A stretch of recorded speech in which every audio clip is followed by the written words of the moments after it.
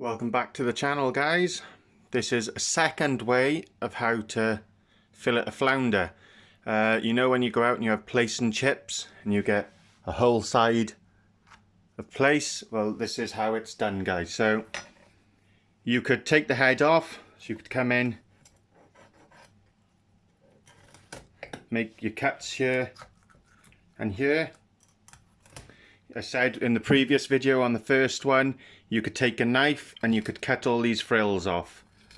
Alright, so you can then come in, make an incision along this side, and then you cut along here.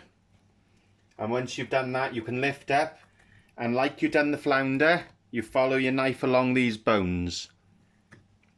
You'll come to the back part of the fish, and like in the previous video, you've got the little backbone. So you come over the top of that backbone, same again, you keep your knife tight to that backbone and you follow down.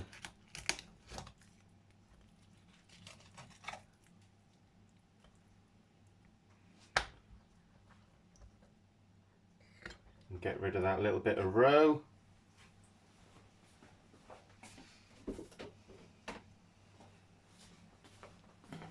So as you see, you've got a clean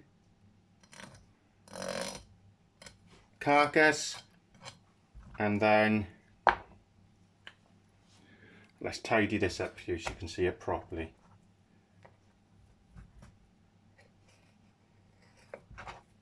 Take that excess bit of skin off, there's no point cooking that, there's no meat there. And then you'll have your whole fillet. As I said in the last video, there's one fillet, there's the other. You can see your natural line down the middle. But if you hold that all in one and take it off the bone like that, when you go out and you have your plaice and chips, that's what you get, is the whole that side of meat. So we'll flip it over and we'll do the same on the next one, on the next side, and we'll show you how it's done again, guys. So as you can see, guys, I've started here, I've made an incision.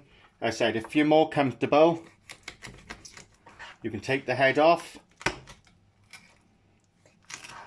and when you make your first incision, you can use the spine by here, and you can come in and you can make your incision that way, or you can make your slit around the frills and then do that way. So it's the same process, it's coming along over those top of those bones. You come to the top by here, you have a little rack of ribs by there. You'll separate the bone off there, so you just crunch through.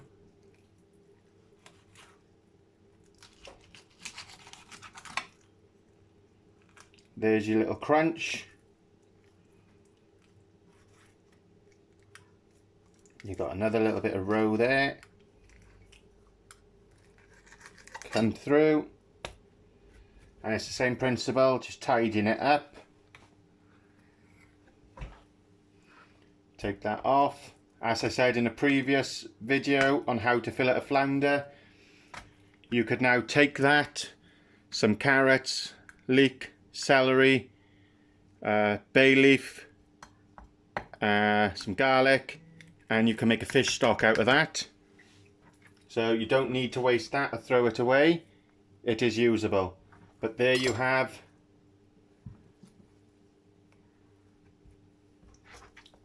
two pieces of flounder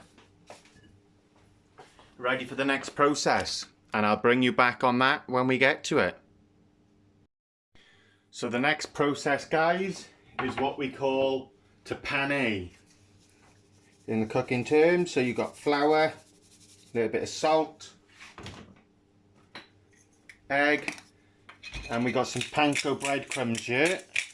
You can use any breadcrumbs, you can make your own, you can use the golden breadcrumbs, anything you want really, guys.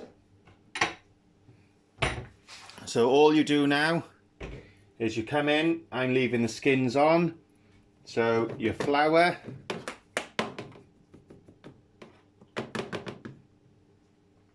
into your egg, and what this is going to do It just gives you a binding agent ready to go into your breadcrumbs. If you noticed, I've kept one hand dry, because when you're doing it over a number of fish, or you're doing it with cod, you can do this with as well, pollock.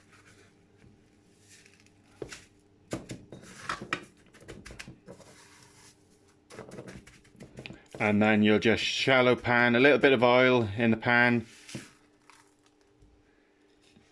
and that is ready. So same again guys, flour. Don't want too much flour, just a little bit to help the egg coat to it. Into the eggs.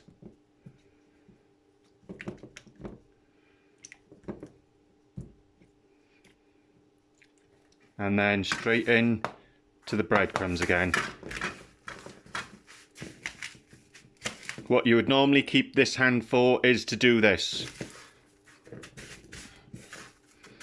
because this hand will have the flour and the egg on it.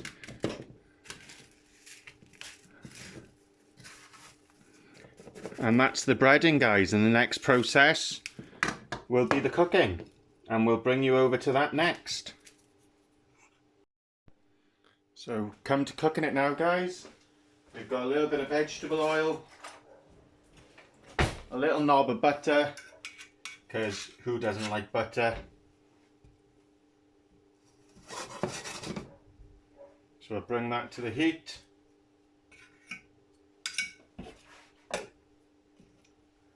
And then we can start the cooking.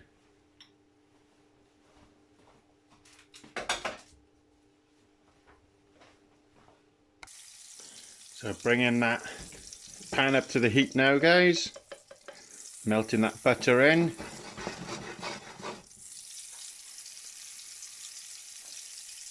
And then we'll get to the cooking. Give that another 30 seconds, bring that heat into the pan.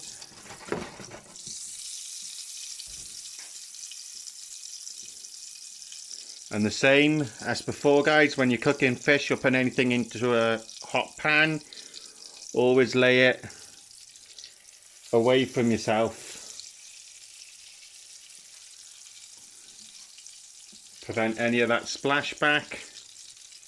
So all I'm doing here is giving it a little coating to prevent anything, though it is a non-stick pan, from sticking.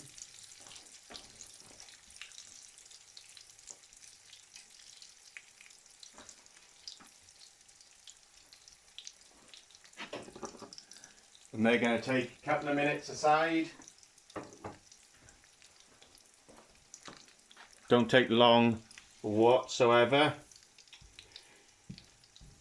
And best method you can always practice when cooking guys, clean up as you go along. It makes life a lot easier than coming to the end and realising you've got to go back and clean everything up that you've done. So we'll give them a few minutes aside guys, and I'll bring you back when we're about to turn them over. So there we are guys, that's the first side done.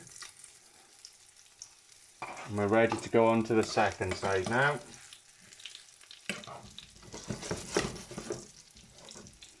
So give them a few minutes as well on that side, and then they'll be ready. As I said, it's a small piece, smallish fish. This was 32 centimeters, so it was in the legal keep size. And a very nice eating fish. But if you go out and you have plaice and chips, this is how you get it. There you go guys. There's your panko fried flounder. As I said, they don't take long at all. One thing with fish, you don't want to overcook it. So we'll take that off the heat, because once that comes off the heat, it's a thin piece of meat. It'll still be cooking. Drain that excess fat off. Pan to the side. And there you have it guys. Panko fried flounder. Quick, easy and simple. full of flavour. So thanks for watching. Hope you enjoyed it and it helps you out with your flounder. Take care and we'll catch you on the next one, guys. Bye for now.